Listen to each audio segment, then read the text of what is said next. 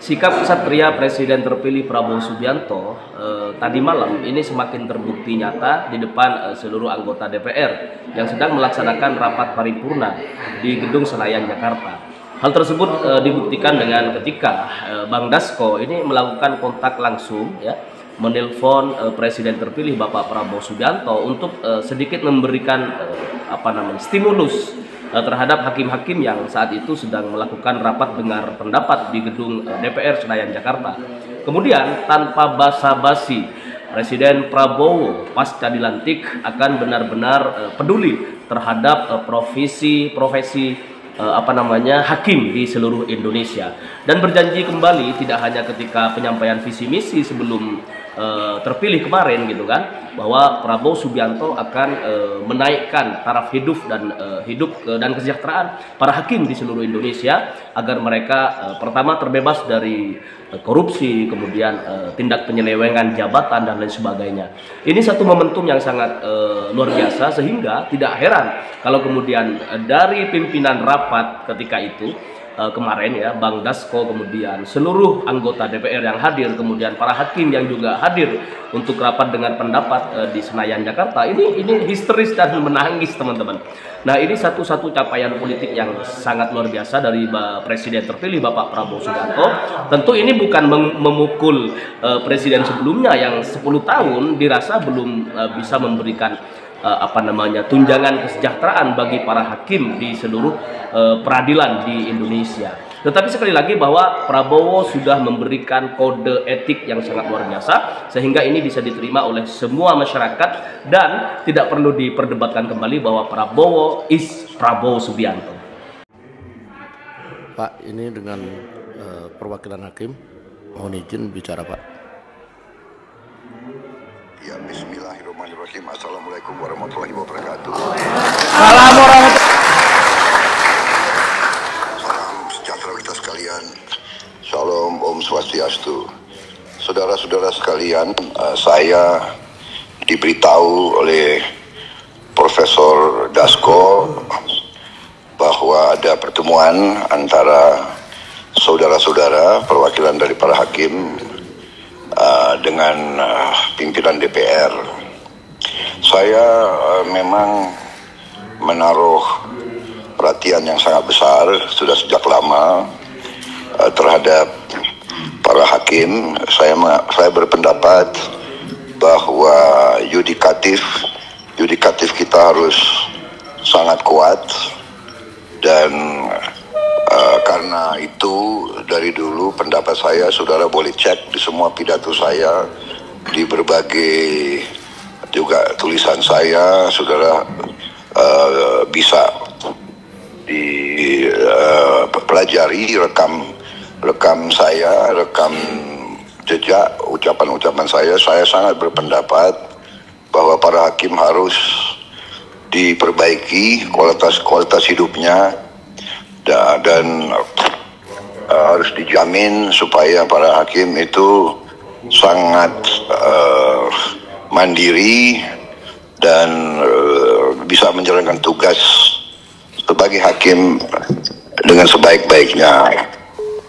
Karena itu dari dulu rencana saya ingin memperbaiki remunerasi penghasilan para hakim supaya menjadi sangat baik gitu. Itu pandangan saya dari dulu, dan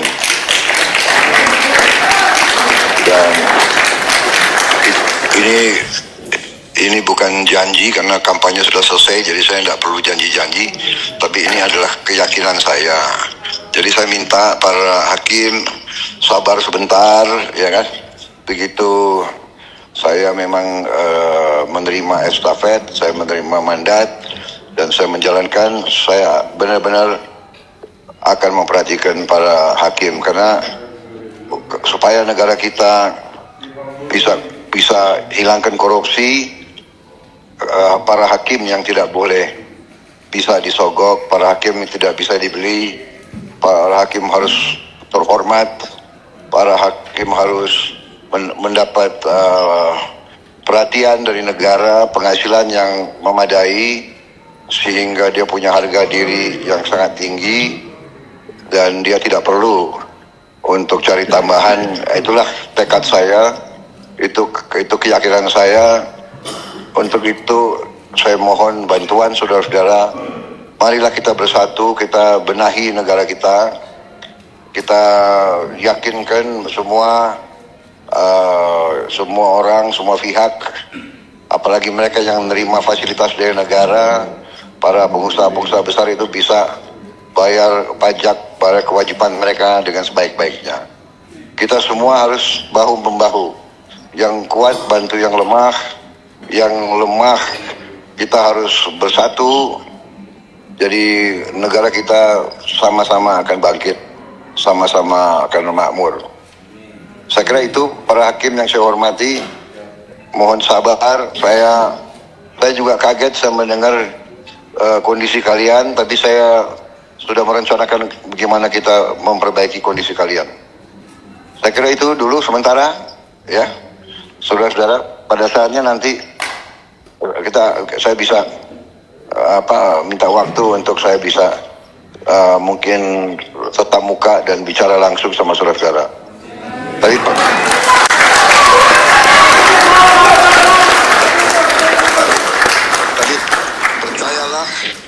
percayalah bahwa kunci dari negara yang maju, dari negara yang baik, dari negara yang bebas korupsi, kuncinya adalah hakim-hakim harus tidak boleh dibeli orang. Karena itu hakim-hakim harus kuat dan kondisinya harus yang baik, yang terbaik yang bisa kita bikin. Itu tekad saya.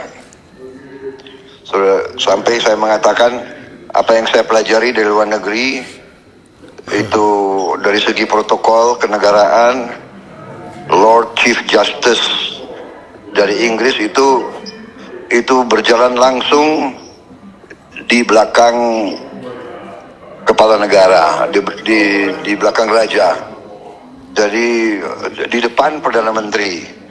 Berarti itulah demikian pentingnya mereka memandang yudikatif.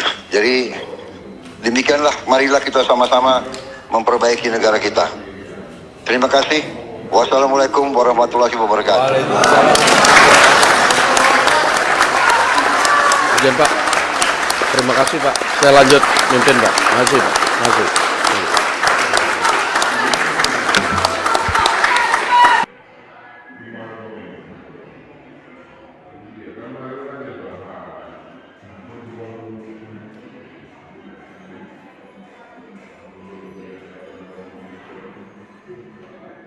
Ya, Tuhan yang turun tangan. Jadi ya kan? semesta alam bekerja, Prof. Semesta alam bekerja, Tuhan turun tangan. Kan Tuhan berfirman, kalau kamu berlebihan, Tuhan akan turun tangan, kan gitu di Al-Quran. Tuhan, makanya saya kira sampai tanggal 19 Agustus, kita masih gelap lah harapannya.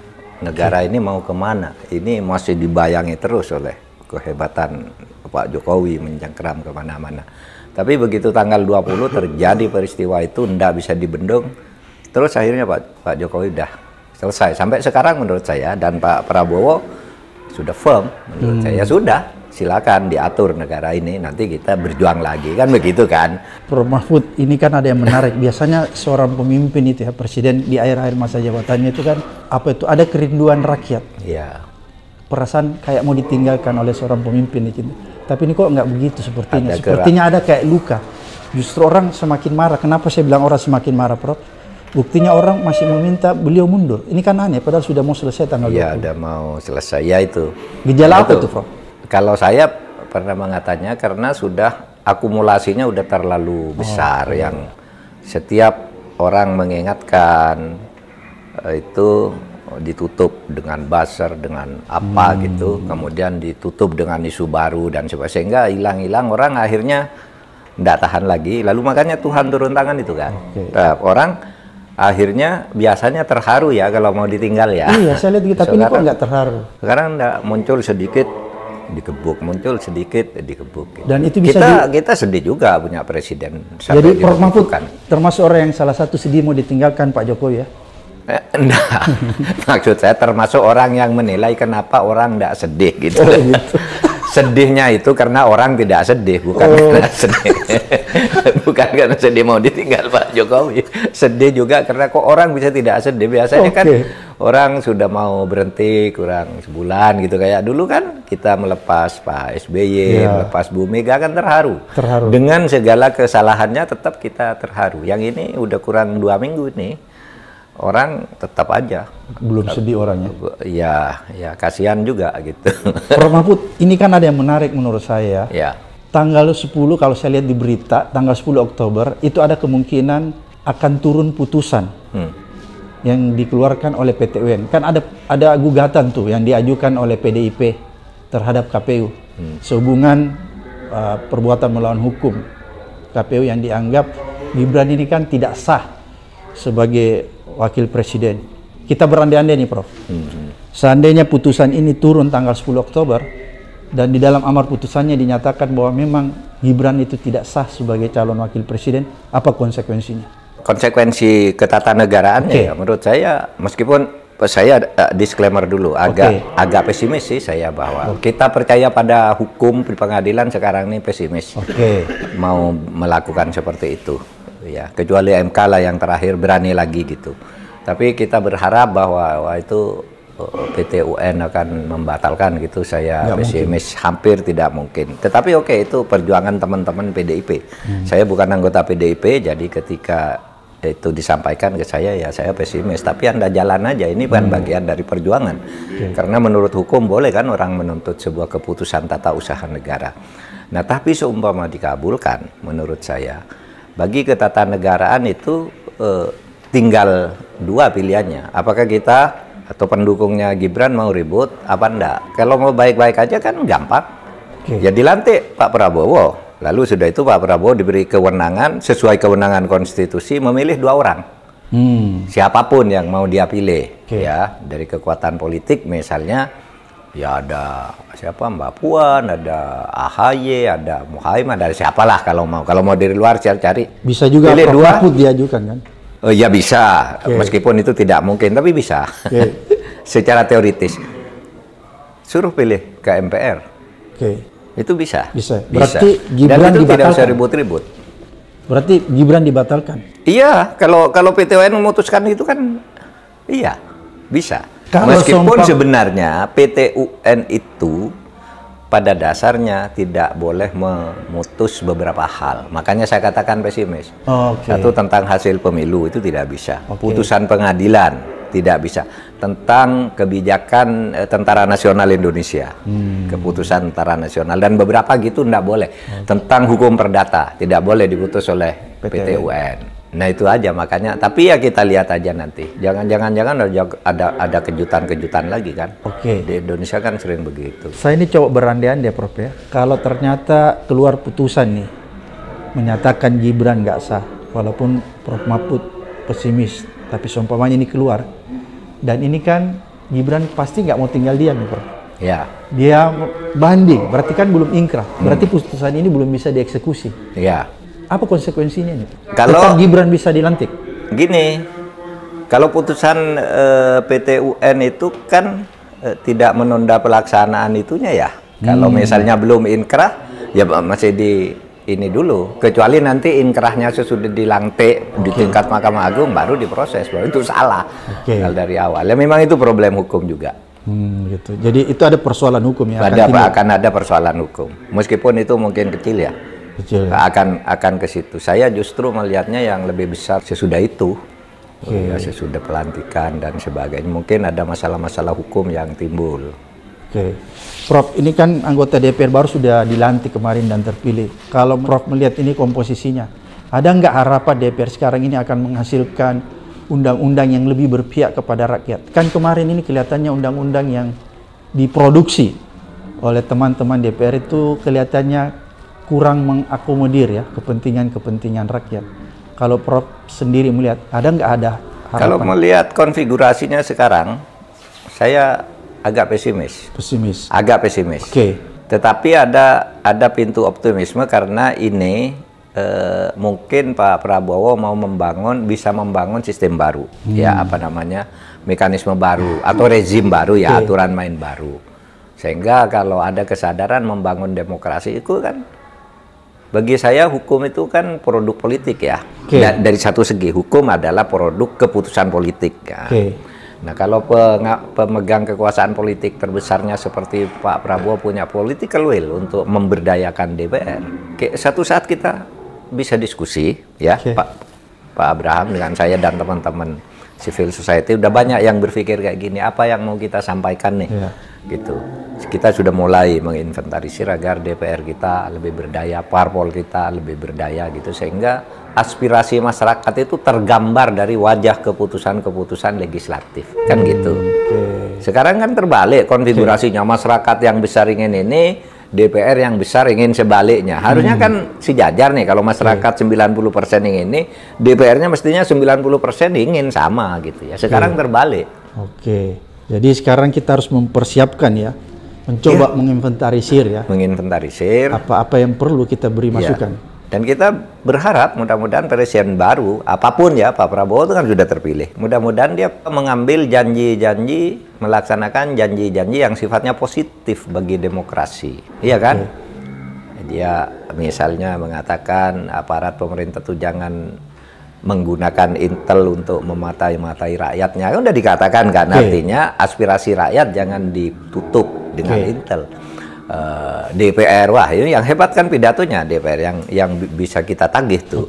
Waktu pidato di Rakernas Partai Demokrat dan pelantikan anggota DPR Partai Demokrat, 2 kali pernyataannya, pokoknya kamu jangan korupsi, kan gitu kan, semua dituding kalau korupsi saya pecat, macam-macam. Yang di Demokrat lain lagi, yang di depan DPR-nya apa katanya, kamu semua harus bekerja untuk rakyat, jangan sampai korupsi gitu. Kalau saudara melihat saya menyeleweng, tinggalkan saya. Nah, gitu kan, bagus. Itu menurut saya itu kan Pak harapan. Itu harapan karena apa? Pak Prabowo itu seorang prajurit. Prajurit itu biasanya kalau kata gitu ya gitu, tapi nggak tahu kalau terkontaminasi politik besok ya. Itu saya kira penting untuk kita ingatkan terus bahwa Pak Prabowo pernah mengatakan itu. Pernah mengatakan kalau korupsi tidak diberantas negara bisa bubar. Pernah mengatakan bahwa tidak boleh ada kleptokrasi. Kan gitu kan, pidato-pidatonya tuh masih dapat dengan mudah dipanggil di digital kan.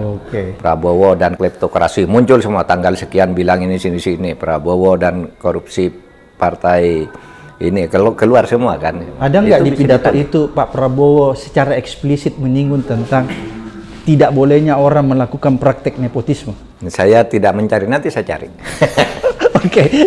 Menarik Prof. Tadi Prof mengatakan bahwa Prabowo dengan secara eksplisit menyatakan bahwa orang nggak boleh korupsi. Iya.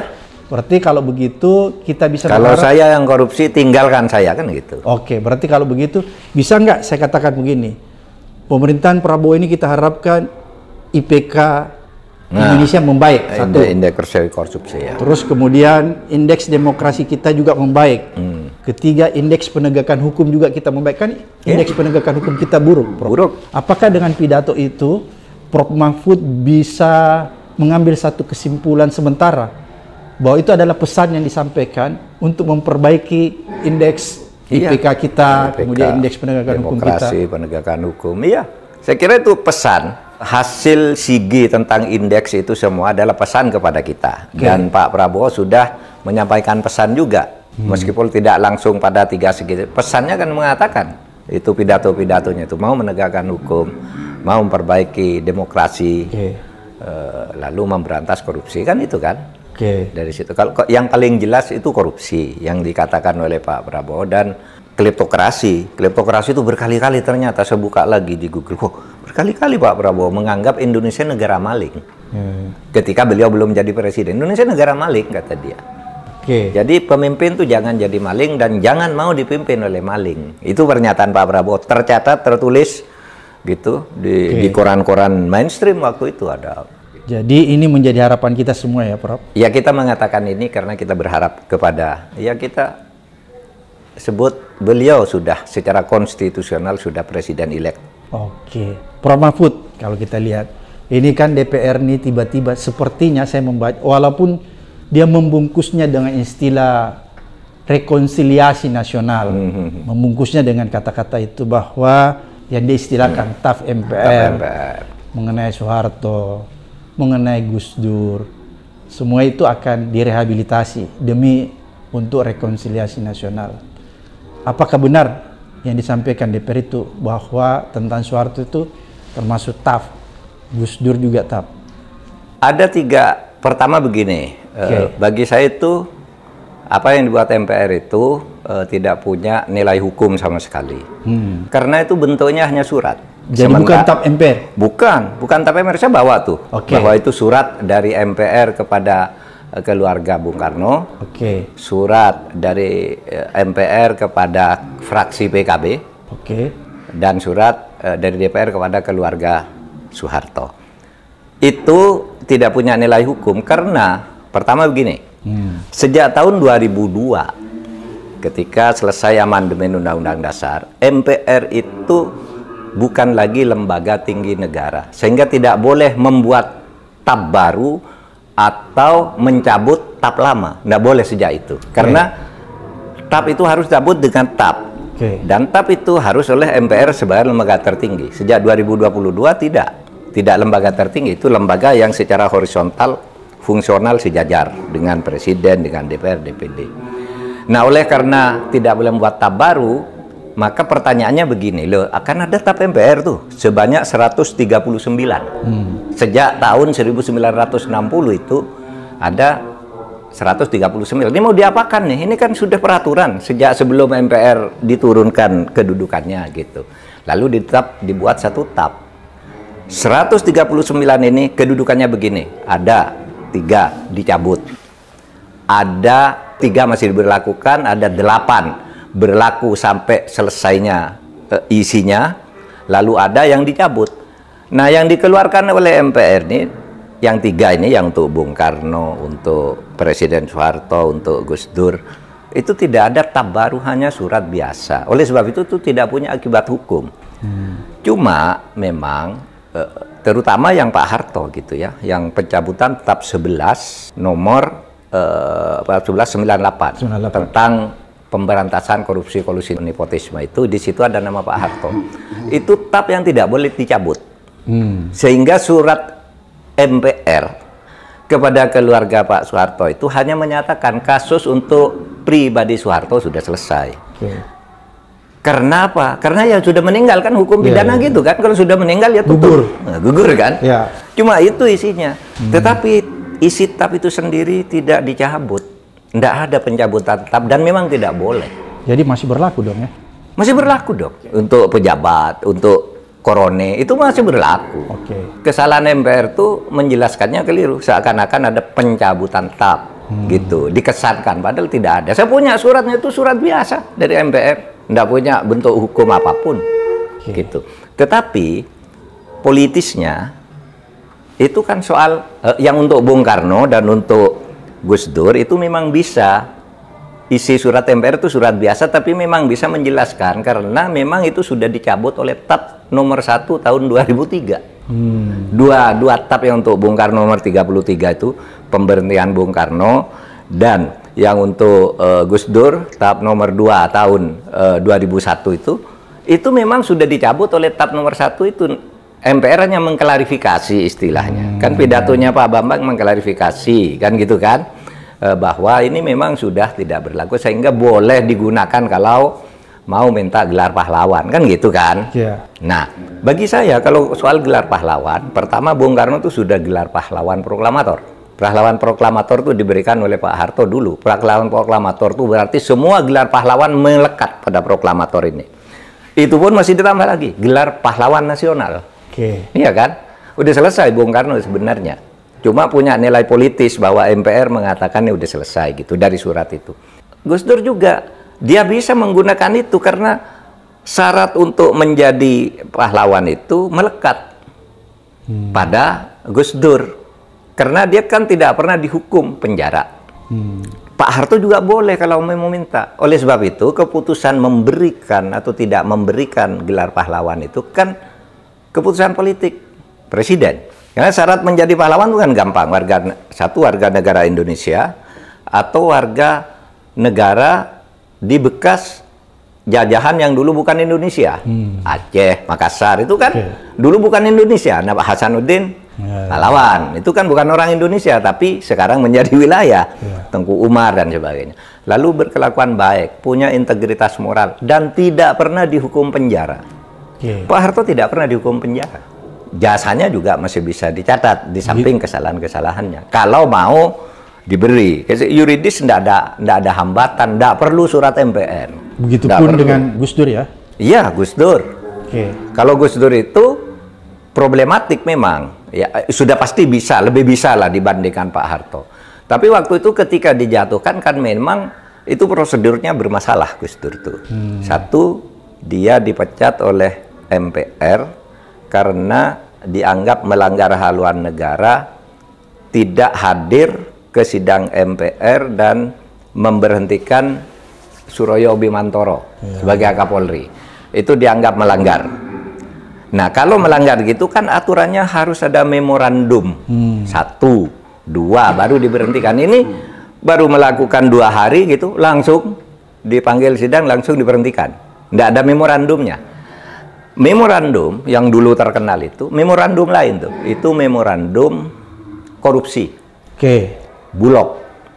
Nah, yang korupsi itu kan katanya Bulog kehilangan uang 40. Bulog Gate ini ya? Iya, Bulog Gate. Itu ada memorandumnya 2 kali. Tapi ini tidak diteruskan, tiba-tiba muncul kasus lain yang pemecatan ini. Berarti ini kan salah nih. Karena yang Bulog Gate itu korupsinya tidak ada. Karena pelaku korupsinya itu kan Sapuan bersama Suwondo. Jadi ceritanya gini, ingat ya, Sapuan ini wakil ketua Bulog, ingin menjadi kepala Bulog. Oleh tukang pijatnya Gus Dur, Suwondo tukang pijat ya? Iya, tukang pijat Gus Dur, Suwondo namanya, ngajak Sapuan ini ketemu Gus Dur, ngomong-ngomong. Nah, besoknya atas inisiatifnya sendiri, Suwondo ini minta uang ke Sapuan, katanya mau diperjuangkan dari kepala Bulog. Disitulah terjadi korupsi. Dan itu yang terbukti di pengadilan kemudian kan. Dia yang masuk penjara, dua-duanya kan masuk penjara. Tapi terputus tuh ininya. Tapi apapun soal itu, menurut saya kalau cuma mau memberi gelar pahlawan Pak Harto, itu putusan politik aja, tidak ada masalah hukumnya sama sekali. Bisa. Berarti nggak ada masalah hukum. Tapi kalau kita lihat sebenarnya lebih kepada ingin merehabilitasi ya posisi ketiga presiden kita, kira-kira seperti itu. Apakah Prof. Mahfud tidak membaca lain situasi ini? Maksudnya begini, jangan sampai ini pertama didorong, ya, dibesar-besarkan, padahal sebenarnya ada maksud di balik ini. Apa maksud di balik ini? Saya khawatir nanti proses ini akan digunakan oleh Pak Jokowi. Kalau misalnya nanti suatu ketika ya kita berandai-andai tiba-tiba Jokowi turun, dia dipermasalahkan secara hukum dan dibawa ke meja hijau misalnya, dan pada akhirnya mungkin kalau dia terbukti ada putusan hukum, apakah dengan apa yang dilakukan sekarang itu juga akan bertujuan nanti untuk bisa merehabilitasi atau mengampuni juga Jokowi? Begini, ketetapan MPR yang tadi dibilang dicabut, padahal tidak dicabut itu adalah produk hukum konstitusi, hukum tata negara. Kalau Pak Jokowi itu menurut saya sampai hari ini dan mungkin sampai tanggal 20 itu tidak ada persoalan hukum tata negara. Dia akan berhenti biasa. Dan pemberhentiannya itu kan tidak pakai tap MPR lagi kan, ya berhenti gitu saja. Sehingga tidak mungkin atau sulit dibayangkan masa mau menggunakan itu dengan cara apa. Itu akan menjadi soal lain kalau ada masalah baru sesudah selesai. Ya, sesudah selesai. Saya dengar Pak Abraham punya rencana baru ini. Iya, kan begini Prof. Mahfud ya. Ada penyakit orang Indonesia sebenarnya. Ada 2 yang paling parah menurut saya. Nanti Prof. Mahfud luruskan kalau saya salah. Orang Indonesia ini gampang melupakan sesuatu. Dan yang terparah lagi gampang memaafkan. Memaafkan bagi saya itu nggak ada masalah ya sebagai umat beragama. Tapi kan sebelum kita memaafkan seorang, terlebih dahulu perlu ada pengakuan, perlu ada penjatuhan dulu yang jelas terhadap posisi seseorang.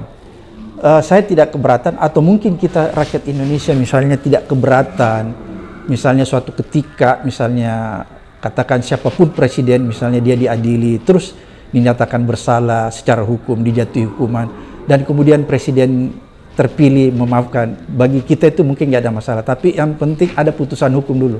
Kan kira-kira seperti itu, Pak Rampos. Yang jadi persoalan di negeri kita